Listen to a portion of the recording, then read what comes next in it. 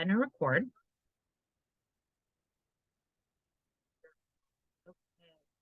So along with recording these conversations so that we can upload them and share them with folks who weren't able to join us, we're going to ask folks to please be mindful of the mute when you're not speaking. Looks like everybody is well versed in Zoom etiquette at this point, but always worth a reminder. Please use the raise hand feature if you have questions while we kind of go over some things, or the chat box. We want to make sure we're sharing the road with everyone. So everyone gets a chance to speak. We just have an hour, so a lot to get through.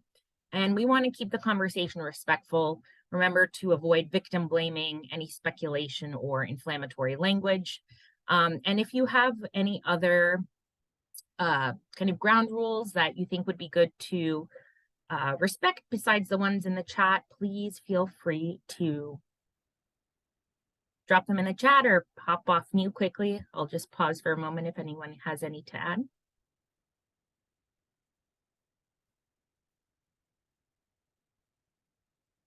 Wonderful. So we have some consensus just around the expectations for the call. And yeah, please do drop your name, where you're calling in from, and if you're affiliated with any groups in the chat, that would be great. So now we're just going to take some time and do campaign updates. And for that, I'm going to pass it over to my colleague, Jim Merrill. Good afternoon, everyone. Hope folks are doing well. Really happy to be with you all this afternoon. There's so much going on right now in the world of sustainable transportation advocacy that we really wanted to create a space for active trans members and supporters to be able to connect directly with us on a more frequent basis. So, please offer your feedback after this session. We're excited to work with y'all. We wanted to start off with kind of the big thing that's really happening in our city right now, which is obviously we just went under a transition in mayoral administration and have a new city council as well. So we wanted to kind of tell the story. A lot of folks on the call here were involved with this work. But we wanted to kind of tell the story of how the last 10 months have kind of unfolded and what to really expect about moving forward, because we have a really exciting and kind of unprecedented opportunity to improve our city for walking, biking, and public transit, given the new leadership we have in City Hall. So, cast your memory back to last fall. In advance of the municipal election cycle, we worked with a lot of our partners and some of the key coalitions that we're a part of, like the Transportation Equity Network and the Safe Streets for All Coalition. We did a series of deep listening sessions with a lot of different constituencies and use that to put together a platform for sustainable and equitable transportation we called Safe Streets for All, Transit That Works. And we use that platform along with dozens of volunteers to do candidate education and outreach, and got the platform and a candidate questionnaire in the hands of pretty much every campaign for city council, of which there were over 200. So a really great push for us to showcase our issues and our agenda that we put together as a community, and get that in the hands of people who are now in power with the new administration and city council. So the first thing that happened after the election, and you may have read about this in the paper last week, because the official report was just issued, was this transition process, which is an opportunity really for a new administration to be able to set some broad aspirational goals for itself, and also to bring people in and build relationships and kind of have a foundation from which they can build the administration's agenda. So it's a political process as much as it is a policy process, and so we saw it as an opportunity to continue the work that we did during the election in advancing the Safe Streets for All Transit That Works platform, And we're excited to be able to be invited to participate in the transportation subcommittee alongside some of our great coalition partners from across the city, groups like Equiticity and Access Living and Better Streets Chicago. So we were able to really use the transition subcommittee as a forum to continue to push for the issues that we raised during the election. Things like having safe pedestrian and bicycle design as like the default standard of our streets and not building car-centric design anymore. Fully funding our Vision Zero plan, building out multiple corridors of bus rapid transit, all the things that we as sustainable transportation advocates have been pushing for years. And we were pleased to see a lot of that work and pushing paid off in getting some of our top priorities, no fewer than 11, included in the final transition committee report for transportation. So some of the things that we're really excited to see, and now we really want to talk about what comes next in terms of holding this new administration accountable to the vision that they laid out. But things that are in there include developing a citywide network of bus rapid transit, lowering the default speed limit to 20 miles per hour on arterials and 10 miles per hour on residential streets, restricting right turns on reds, creating a connected and protected bike network and a citywide network of neighborhood slow streets, creating a multidisciplinary response to support the safety, health, and housing needs of people on transit, and not just throwing money at security contracts. Working towards a municipal plow the sidewalks program, which, by the way, just passed out of the Pedestrian and Traffic Safety Committee. Our friends at Better Streets Chicago and Access Living. Next Wednesday, we'll have an ordinance will be considered by the full city council to put us on the path to have a municipal sidewalk removal program. That's really exciting. Other things include, limiting commercial traffic on residential streets, a citywide curb management program to figure out how deliveries and ride hailing and stuff can actually operate peacefully in coexistence with bikes and buses and people walking. And all kinds of other good ideas. We got a blog up that kind of goes into some of this. And I think another really important thing for us as advocates to think about and to really embrace is the transition committee report really put a big underline under what we know is really important in terms of equitable transportation, and that is thinking about the impact of development and equitable transit-oriented development, making sure as we invest in our transportation system, we're making investments alongside transportation, which will benefit the people who need it most, and that we can have affordable housing for working families, access to jobs, and investment in people, as our new mayor is really fond of talking about. So there's a lot of really good stuff that came in that transition report, which we're really excited about. And so, what happens now? As I mentioned, some of this work is already, our friends leading the Plow the Sidewalks campaign are already pushing forward on advancing that agenda item. We're working with groups like Center for Neighborhood Technology and Metropolitan Planning Council and the Transportation Equity Network on pushing forward the conversation around bus rapid transit. And we're looking forward to inviting all of you into that work as that develops, and really looking forward to continue, to really advance our bike network and our pedestrian safety work as well. So just wanted to say thanks to everyone who's been involved, over the last, almost year during this election cycle, because your hard work really paid off. Starting from those listening sessions and helping us reach out to dozens and dozens of candidates, to now having a lot of our hopes and dreams kind of laying the foundation for this new administration. So we look forward to kind of keeping you all looped in and updated as the campaigns that we've collectively laid the groundwork for start to take root and emerge. And we'll be using these calls as a place to plug you in. So thanks again, and I will pass it off to the next update. Yeah, and so one way people can plug in as soon as next week is to bring these recommendations to the city's budget roundtables. So there'll be 3 of them happening next week. And we will drop the details to RSVP in the chat, but there'll be one Tuesday evening at Malcolm X College, one on Thursday evening at Kennedy King College, and then one on Saturday morning, the 22nd at Truman College. And so really one of the most important things we're asking folks to do is just go and talk about transportation. Unfortunately, on the kind of invitation language that the mayor's office has included, they mention all the other transition committees, but not transportation. So we really need all of your help to make sure that this is being pushed towards the top of the mayor's agenda. And that's, we leave it to you all to bring, the recommendations that are personal and particularly important to you.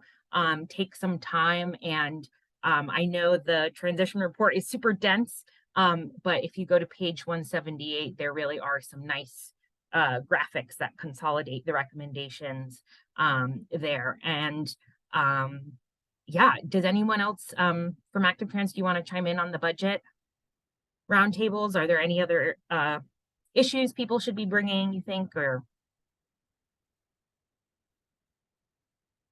All right, well, then I will pass it. Question. Oh, please. I'm Geraldine. What is the date and the time at Truman for the meeting? It is Saturday, July 22nd from 10 a.m. to 12:30 p.m. 10 to 12:30. Okay, I'll go to that. Okay, thank you. That's great to hear, Geraldine. And if we have some other folks who are committing to attending them, drop it in the chat so maybe you can meet a friend from this call in person. Hi, Jackie, go ahead. It always turns out that these important meetings are times when I can't attend.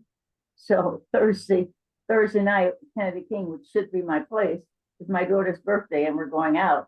And on Saturday, Truman, I will be out of town. And on Tuesday, I have a meeting I can't break. So I'm gonna have to rely on you as my spokesman, Julia, to advocate for transit, but I could give you my proxy. But yeah, I would be honored. You know what I would say. Wonderful. Well, yes. So for the folks who can't make it in person, there's certainly going to be other ways to plug in. I think these roundtables are a great first step. There's nothing like that in-person connection, right? And the mayor will, or at least is scheduled to be at each of these, but there will be more activities coming later on.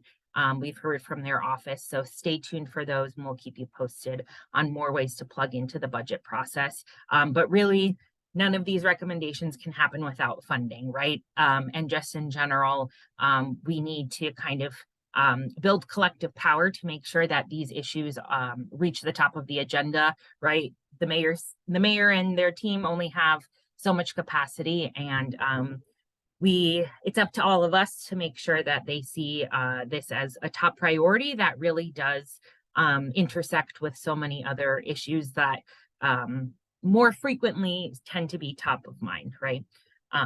So anyhow, click the link in the chat for more details about how to register. You can also just drop in, and if anyone needs any accessibility accommodations, there is a place to request those for those meetings as well. All right, I will pass it over to Alex. Thanks, Julia. Just a quick brief through, just to go back to what Jim had mentioned with Plow the Sidewalks, as it went through a committee meeting today on the pedestrian and traffic safety, and going on for a full city council vote next week. Kind of as a next step is just reaching out to your aldermen and just encouraging them to vote for the Plow the Sidewalk pilot program. And kind of what passed out of the committee today is pretty much establishing a working group that will be developing a pilot program that will seek to make sidewalks, snow and ice clearance as a citywide municipal service. So just wanted to bring that up again and have people just continue reaching out to your aldermen in support of the pilot program as it goes into vote next week.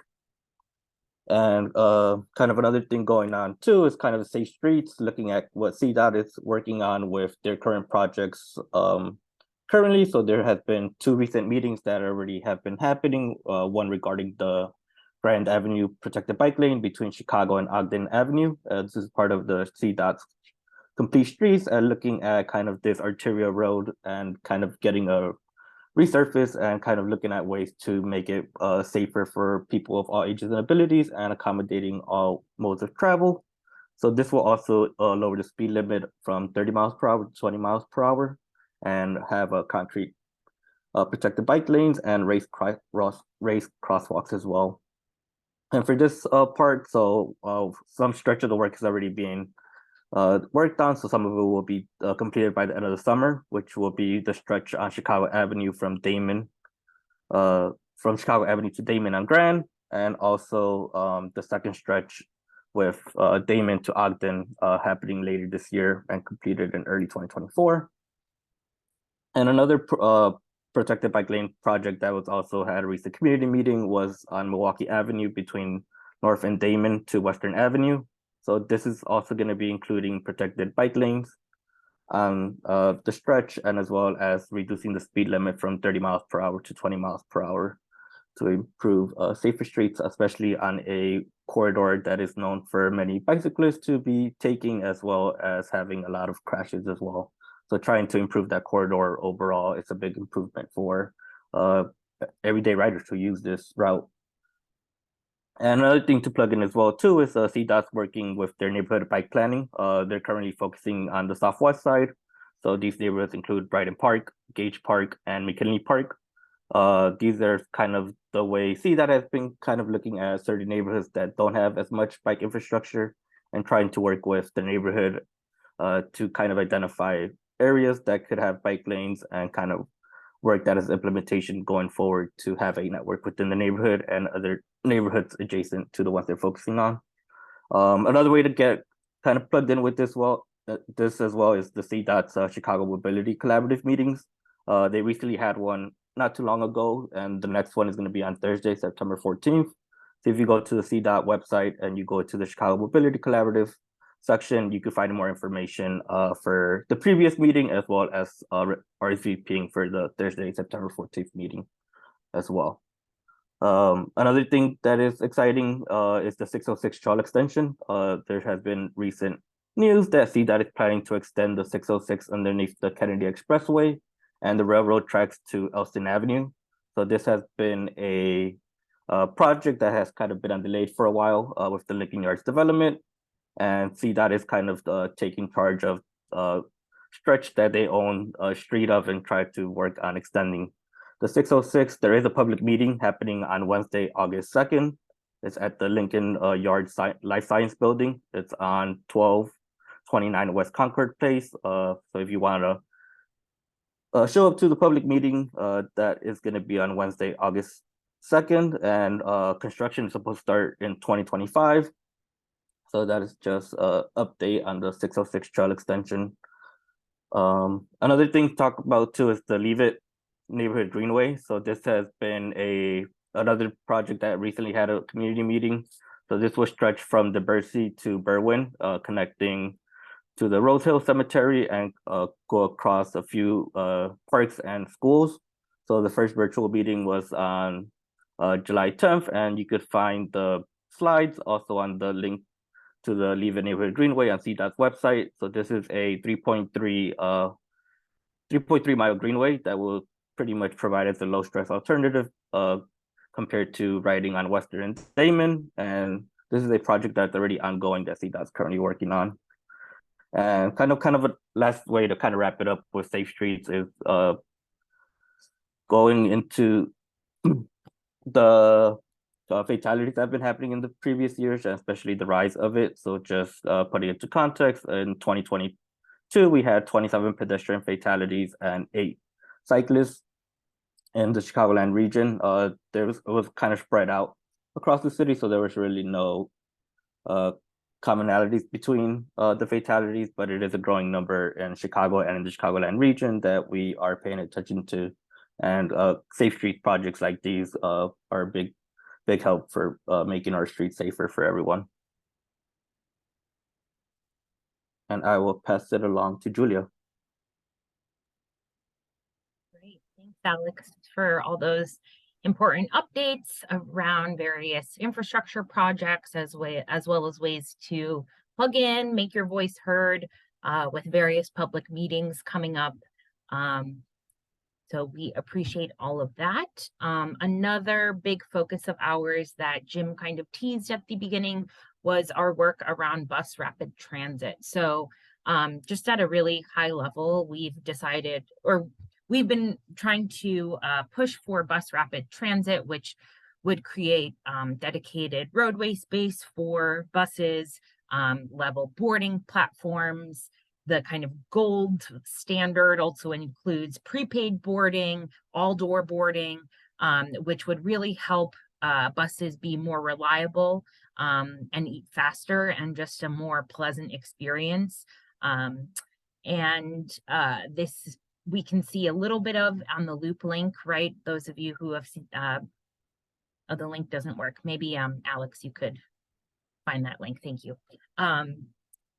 So at a very high level, we know that bus rapid transit is kind of the most bang for your buck when it comes to transit infrastructure. And in terms of equity, when you look at who's often riding the bus, it's lower income folks and people of color. So we really see bus rapid transit as the future of transit in Chicago.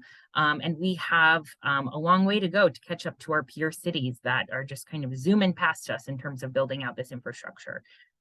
So in the transition committee report, we were really excited to see that they do recommend building out a network of bus rapid transit. And one kind of planning process that has been underway for quite some time is the Better Streets for Buses plan. That's been a collaboration between CTA and CDOT. Maybe some of you last summer participated. They had a few virtual public meetings. There were some surveys, and they've been working to kind of compile those recommendations. And that report should be released soon, but we are concerned that it just won't be as bold of a vision as what is called for in the transition report. So it's going to be on all of us to kind of show up and be loud about us wanting, the gold best standard of BRT for our city, and to make sure that the mayor's office really champions a public process that allows for community input, community leadership, takes into account, potential effects of infrastructure projects like displacement and gentrification, and really uses thoughtful criteria to evaluate where the first, or where these routes should go. And we're at a time where there's unprecedented levels of federal funding available to build out bus rapid transit, and so it would be a real shame for our city to miss out on that. So we're at a crucial time for bus rapid transit as well. And I'll make sure to drop the link in the chat for that project. We also just wanted to let folks know some exciting news around some federal money that has been awarded. So PACE Pulse, which some of you may have heard of, that is the initiative of PACE Suburban Bus to create more of these kind of bus rapid transit-like experiences. You might have taken it on Milwaukee Avenue on the northwest side, stretching into the suburbs, but federal money was just awarded to PACE Pulse to build out bus priority improvements on South Halsted Street. That's actually where one of the top ridership routes of PACE goes from the 95th Street Red Line terminal down to the Harvey Transportation Center. So this is a really crucial hub for folks living in the south suburbs, as well as this far south side. And there was money awarded for electric bus charging at the 95th Street station as well. So we're excited about these announcements. There's also some local funds from the county that will probably be deliberated in the next month or so. So that could also help provide some funding to push forward some bus projects. So we're excited about the future, but also it is going to take us being, coordinated and loud to make sure that this happens thoughtfully, but also rapidly. See what I did there? That's rapid transit. Okay. All right. I will pass it over to David.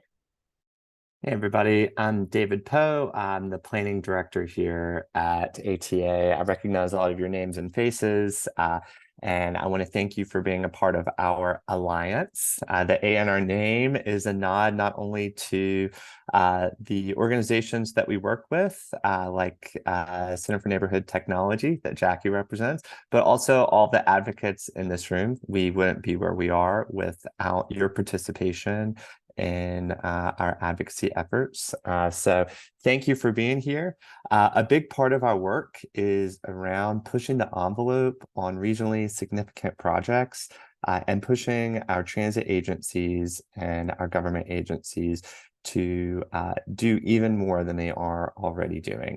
And so we are in a lot of different rooms as on stakeholder committees representing our alliance, not just our organization, but all of you in a number of different committees. And I'm going to give you an update on some of the initiatives that we've been involved in over the last few years. So a very recent update, yesterday, CTA updated their Meeting the Moment scorecard. And that is in a big thank, and we want to thank groups like Commuters Take Action for pushing CTA to unveil an interactive dashboard that provides detailed operational data and updates on service delivery, staffing, maintenance, and cleanliness.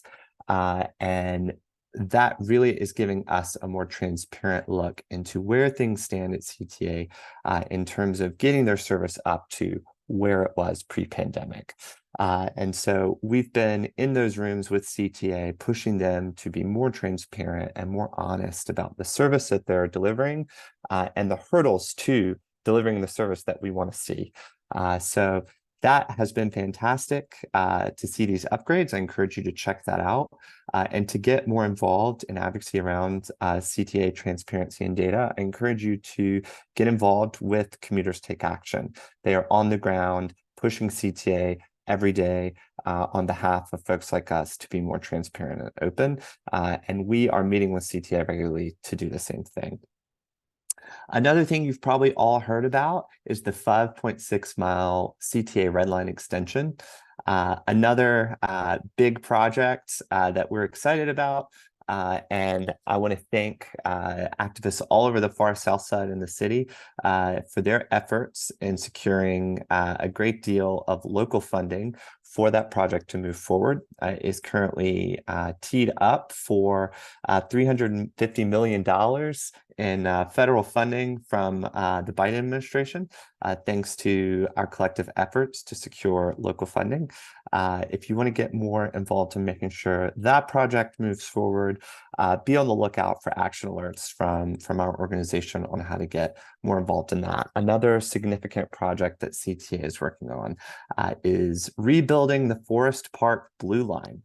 We meet regularly with CTA on pushing them to find innovative ways to fund a rebuild of the Forest Park branch of the Blue Line. As you all know, that is a very it's a struggling branch of the Blue Line. Over 30% of the line are considered slow zones, and a lot of the stations in underserved areas are in disrepair, and there are a lot of delays on that line. So CTA has kicked off phase 1 of the complete rebuild of that project, and stay tuned from us on the best ways to get involved in pushing the envelope on that.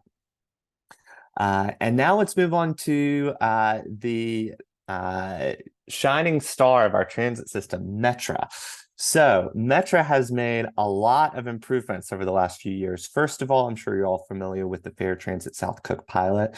We were heavily involved in pushing the city to participate in that pilot, but alas, Cook County, Metra, and PACE have participated in that, and it's up for renewal next year. We will be pushing the city even further to participate in that. And Metra has also released its new strategic plan, which calls, most importantly, for a transition to something called regional rail. And so that would be a frequent, reliable, all-day service on all of its lines through dense areas like the city of Chicago. So imagine service every 10 or 15 minutes on Metro Electric, 7 days a week from the South Side up to Millennium Park. That's what we're pushing for every day with Metra. And you can stay involved with that by attending Metra board meetings and pushing them to continue that transition. As you all know, Metra is going to be expanding to Rockford in 2 years, and we are pushing them to expand to DeKalb, and also to look for other ways to expand into new markets. So another project we're all keeping up with, Redefine the Drive. And I've seen half of your names in Redefine the Drive meetings, and I know we're all interested in hearing what happens next. So Active Trans is a stakeholder in all of those meetings with IDOT and CDOT to hear more about Redefine the Drive. And as you all know, alternatives were released for that project a few months ago. And an alternative will be selected in the coming months. We are almost certain that that alternative will not include bus-only lanes. We have been pushing for that for 10 years, and we will continue to push for that. Groups like Better Streets Chicago have been heavily involved in pushing the envelope on that project as well. And while we sit on the stakeholder committee and push on the inside, there are a number of groups that are concurrently pushing on the outside, like Better Streets Chicago and Bike Grid Now. So I want to thank some of you who are involved in those groups for really pushing on that as well as we prepare for our response collectively as an alliance to push CDOT and IDOT to get more toward a project that is in line with the goals of our community and our alliance. Another big update is that the Regional Transportation Authority, RTA, has released its strategic plan, and it has dual agendas aiming to secure funding and improve services for transit in our region. And I just want to express the crucial role of activists and advocates like you for pushing for things like fare box recovery law reforms and enhancing transit tracking technology.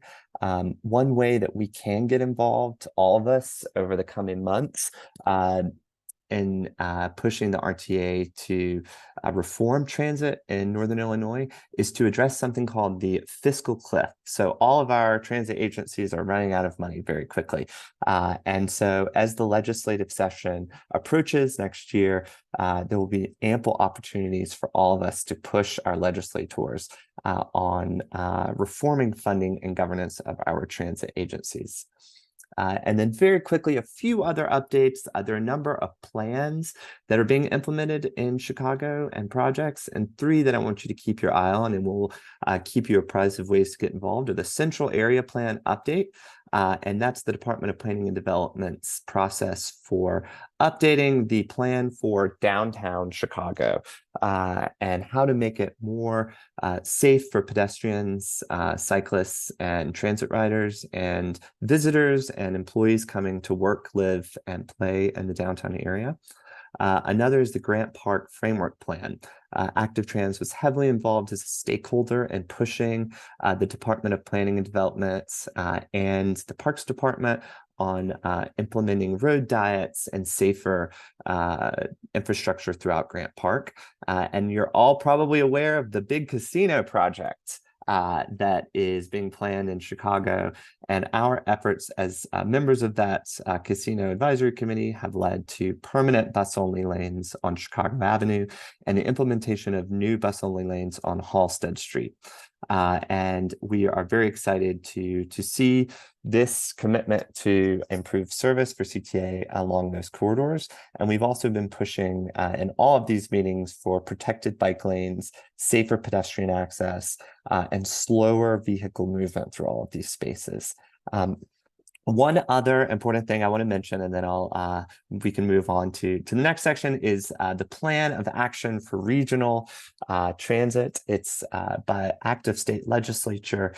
Our regional MPO, it's called CMAP, has convened 3 committees to look at how we can reform transit this upcoming legislative session. We are looking at governance, funding, and operations. And Jackie Grimshaw on this call and our executive director, Amy Reinell, are co-chairing the committee on operations and the system that we want. So there'll be a lot of opportunities to be involved in all of these things. Stay tuned, and I will pass it on back to Julia. Wonderful. And David, I just wanted to flag, there was a question from Joseph asking who is making the selection, and that was in reference to the preferred alternatives for the Redefine the Drive project. Yeah, so primarily it will be made by IDOT and CDOT. Unfortunately, we have seen a very outdated process for deciding which alternative will be selected. It values the speed of vehicles and the flow of traffic over the flow of buses or emissions or bike and ped accessibility. And so this outdated model has led to a formula which gives CDOT and IDOT the opportunity to select an alternative that keeps things pretty much exactly the same.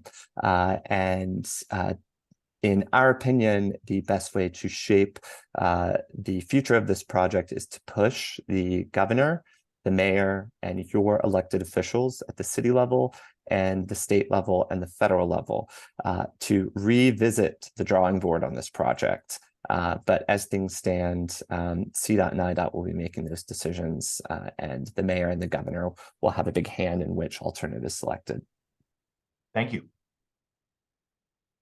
Great. And just one more way to get involved, give feedback on one last planning project for now, is the IDOT active transportation plan. So right now they are actively facilitating, or maybe that's not the right word, inviting ways to give feedback through both an interactive map and a survey. And so this is a great way to make your voices heard. IDOT has a lot of power, and it would be really great to just kind of flood them with all the passion and interest we have in this room. So that first link I shared was an online survey. And then I'm about to share the interactive map as well. And you will have until August 1st to kind of give your input to IDOT that way. There's also more information just in general about what it means for the state to be taking on this active transportation plan process at this link here. I also just want to note, we've gone through so much information, right? We are recording this meeting, so you will be able to reference it, and we will be following up likely first half of next week with all of the links we're dropping in the chat. So don't worry, we will make sure that all of these events and details are available to you. So we hope this hasn't been too overwhelming. And like Jim mentioned at the beginning too, since this is our kind of first time trying this out, we will welcome some feedback from you all either at the end of our hour today, or you're always welcome to be in touch with any of us individually. All of our email addresses are just our first names at activetrans.org. So for me, Julia at activetrans.org. But really, we're all here and available and excited to engage with all of you. So before I kind of open the floor for updates from you all, I just wanted to flag again, the budget hearings next week. That's going to be a really crucial way to push our kind of broader agenda. So please attend those if you can. And then I would be remiss to not mention our upcoming biggest event of the year. So Fifth Third Bike to Drive is coming up on Sunday, September 3rd. And usually we have, usually we have tens of thousands of people who join us. And so we hope that you all can come out and be with us that day, either by purchasing a ticket, which goes to help and support our mission, or by signing up to volunteer. We rely on close to 400 volunteers to make this event work.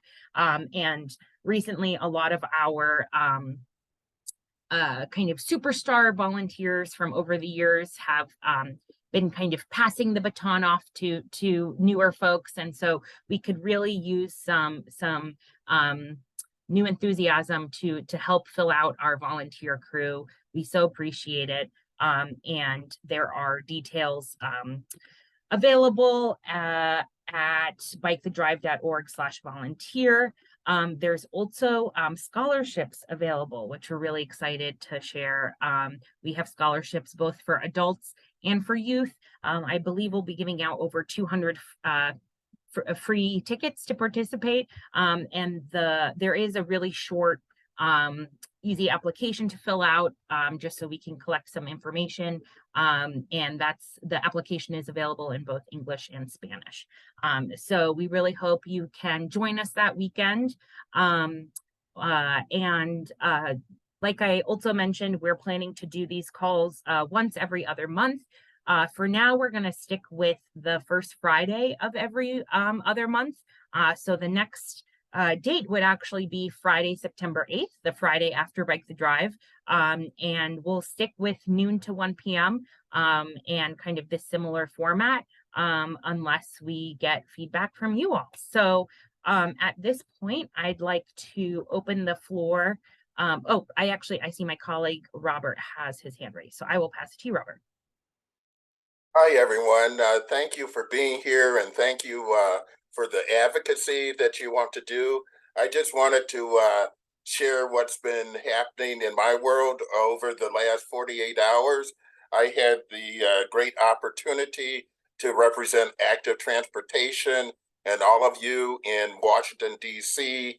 at a special briefing that was called by Illinois Congressman Chuy Garcia, along with Congressman Presley and Cotado, with regard to their caucus that they have in DC among the House members, called the Future of Transportation Caucus.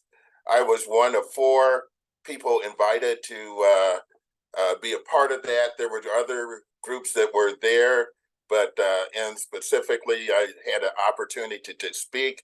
I was able to spend the morning reaching out to members of the Illinois House delegation, primarily their staff. And I talked about the work of Active Trans, the support of activists like you.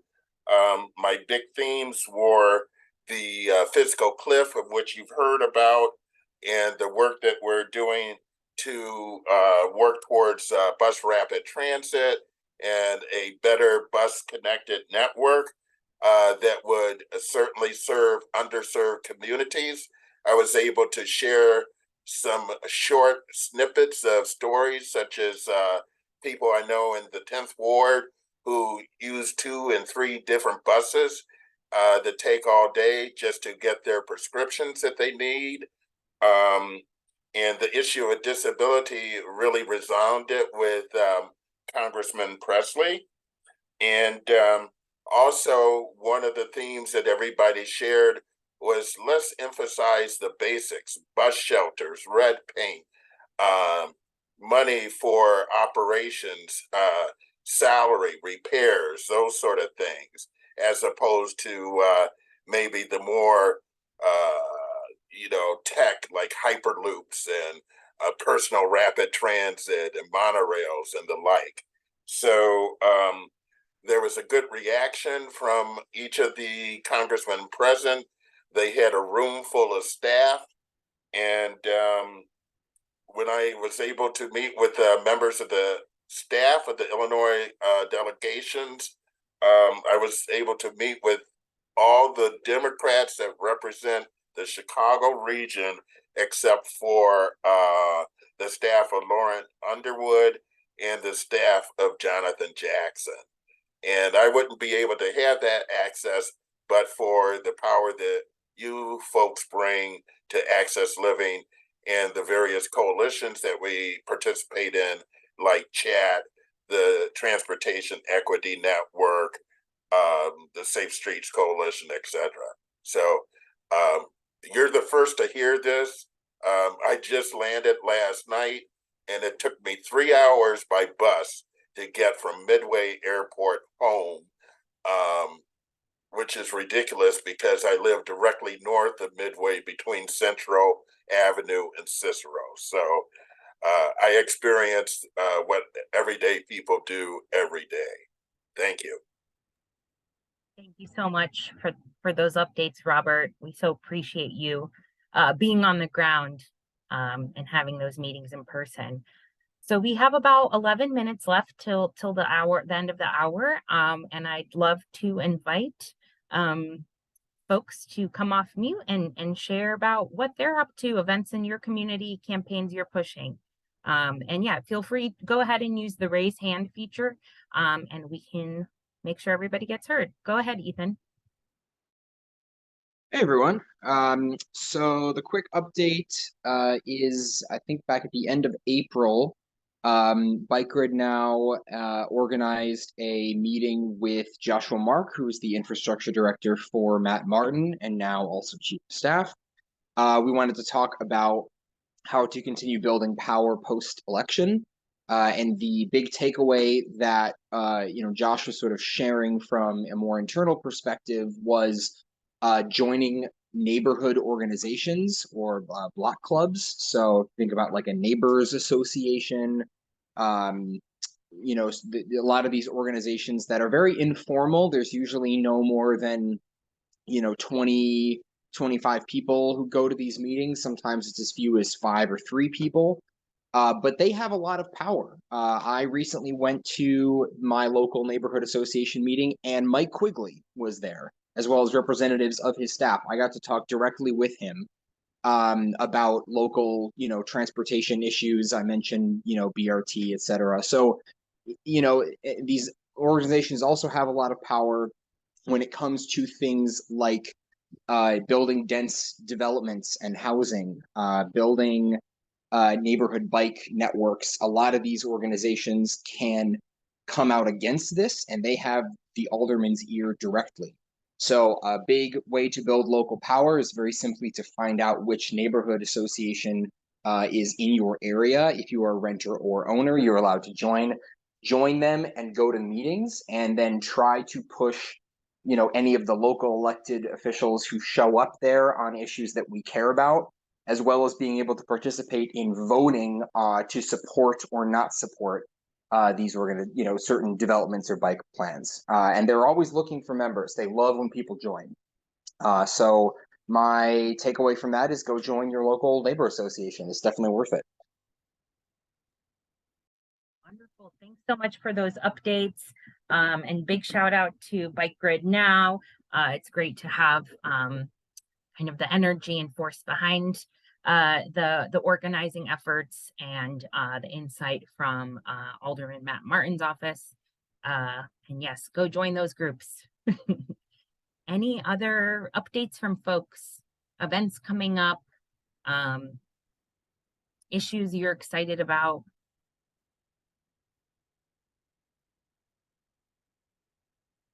Also, if you have any follow-up questions to any of the updates we shared. I'm seeing a comment in the chat I'll read aloud. I think it's important to stop increasing volume on all streets, highways, and to plan for fewer vehicles in transitioning off of private vehicles onto rail, rapid bus, other public transit, except when expanding streets should be done to increase safety, such as 2-lane highways. Dolores, we couldn't agree more. We are all about getting people out of cars and onto buses, trains and bikes and walking more by foot. And we love to say that design is the best way to change behavior, right? So rather than enforcement, let's change the design of our streets so cars physically can't drive so fast, and that we have physical protection for the most vulnerable roadway users too. So thanks for that note, Dolores. I'd like to call on Dan. Thanks. I'm just curious about the Chicago Unified River Trail. I think that some number of years ago that maybe was a advocacy interest or priority, and I'm just curious what the status of that is. Yeah, I can speak to that. Where we the Chicago River Trail campaign was in some ways like successful in getting the like goal of the continuous river trail kind of adopted by the relevant city agencies. And so one of the things that actually is happening right now is the city got a grant to do kind of like an inventory of the existing waterway and like where public investment could create could either create new walking and biking spaces and or improve existing ones and improve access to existing ones. So that's kind of like a big like study and like technical processes like takes time. But the way that it was described to me by the person who I think was recently retired from CDOT, but it was the same kind of study that they did about like 20 years ago that got, there's those 3 beautiful new bridges on the South Lakefront. Those bike bridges, which, combined are like $100 million of investment and like a huge, you're going over railroads and a highway. Those are like really big bike ped infrastructure. What he said to me is this process that they're doing is going to kind of tee them up to have like their shopping list of where they can put all the rest of the stuff. So that's still kind of coming together. And then a lot of it is also dependent on the private development that's happening. So places like Lincoln Yards, it's been in the news a lot, right? They're having issues getting their development going. But based off of like the design standards that the city has in place, they'll be required to build accessible river walk there. That's why it's kind of important for us to be watching some of these like developments that that David was talking about, like the casino and Lincoln Yards, as well as the 78 is another one where a big chunk of riverfront trail development is going to be possible. So it's still happening, but like we've kind of gotten over the hump of like convincing everyone it's a good idea to now like the long hard work of actually building it out. And the way that it works, it's such a patchwork of public and private development. But the good news is that, yeah, like they're on it in terms of developing this project list. But I don't know if you have anything more to say, Alex, who leads up our trail work. A good job, Jim. Pretty much. Just wanted to add on keeping a kind of a eye on like certain developers like the casino, where they are going to be doing a stretch of new riverfront waterway, but with kind of keeping in mind access for walking and biking, and kind of not kind of putting it all together, making sure there is enough space for people to be able to do those activities, and as well as kind of Lincoln Yards and the 78 as 2 big mega projects that have a good size of riverfront space that is going to be dedicated to walking and biking. Thanks. We also have a question in the chat about any updates on improving the Major Taylor Trail. Yeah, I could speak on this, Ethan. So we recently had a trail webinar. We had the Major Taylor Trail as one of them. So we had 5 trails in total. The Lake Calumet Trail that we were working on down at the Lake Calumet area, the Major Taylor Trail, the Vernon Greenway, and the 2 new trails, the Englewood Nature Trail and the Bronzeville Trail. And from there, we have a recording of the webinar as well too, that if you want to see any updates for the Major Taylor Trail specifically, kind of recommend just watching the recording on YouTube. And I could share a link on that as well. Right, Chester, go for it. My name is Chester Kropodlowski, and I'm chairman of the Transportation Committee for the Lakeview Citizens Council, which is in turn is an umbrella organization that represents the area from the river to the lake and from Diversey to Irving Park. And a concern we have with respect to most projects in general, especially Redefine the Drive, is the fact that people coming downtown, and the numbers have changed. People, downtown areas, office buildings are being changed to residences, and the volume is no longer there for people coming downtown. So we're very concerned that any long-term improvements to Lakeshore Drive will reflect that as being a fact. There's very few people think, a lot of people are working from home now, or working from moving downtown to the office building. So there's the traffic on the drive, including CTA traffic, is not the same as it has been and probably won't be in the future. So we want to make sure that any design changes to Lakeshore Drive reflect that is the case. So your thoughts on that? David, do you want to chime in quickly? Yeah, we've pushed IDOT and CDOT to reconsider how their models look at traffic post-pandemic. They have been incredibly resistant to do that. Unfortunately, a lot of the models that they use are federal models or state models, and so changing those has been an uphill climb. But I assure you, we are doing all that we can, and unfortunately, the powers that be, the governor, IDOT, are much more powerful and resistant to change than our coalition can sometimes take on. But we are still continuing to build a groundswell of support against how this project stands, and pushing these agencies and decision makers to change. There has been a greenhouse gas emissions rule proposed by the Federal Highway Administration in conjunction with the EPA to reevaluate and change how we decide which types of projects are built based on the number of emissions that are released from the cars that are projected. And there's a coalition pushing for the state to implement a similar type of rule. Colorado has implemented that type of rule to help change how these projects are implemented and evaluated. A little further Chester information. I'm a retired city traffic engineer. I retired in 1998, and during my tenure with the CDOT in the city, I was basically managed Lakeshore Drive activities. And it was always our objective to maintain it as a parkway, and not have, and just to continue.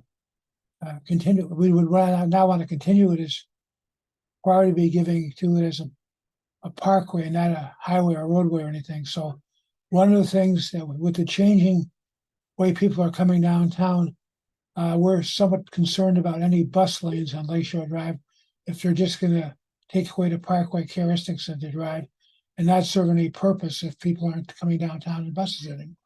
So, yeah. So pre-pandemic, anywhere between 40 and 60% of people that were on Lakeshore Drive at any given point were on a bus, and those statistics haven't changed too much. So let's move on. We're 2 minutes over time, so I'm going to pass it back to Julia so we can move on to any more questions or updates. Yeah, I want to be respectful of people's time. We're a little bit past the hour. Next time, Jackie will make sure we make a little bit of time for the One Central project. We haven't lost sight of that.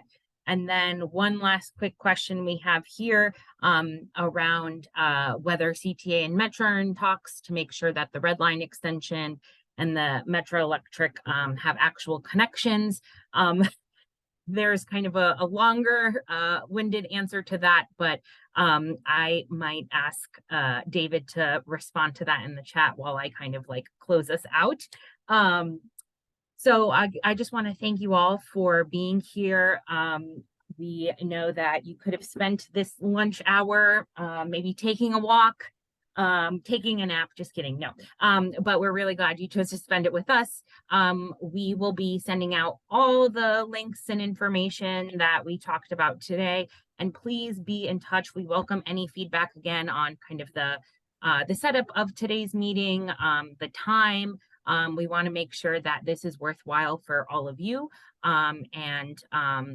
For now, we'll keep the kind of schedule as every other month, first Friday of the month at lunchtime. And if there was even just one project you heard of today, one public meeting you heard of that you can commit to going to or learning more about, we would consider that a win. So please keep us posted if you are attending any of these meetings, and we will celebrate you and maybe even see you there. So thanks, everybody. Have a great weekend and rest of your day.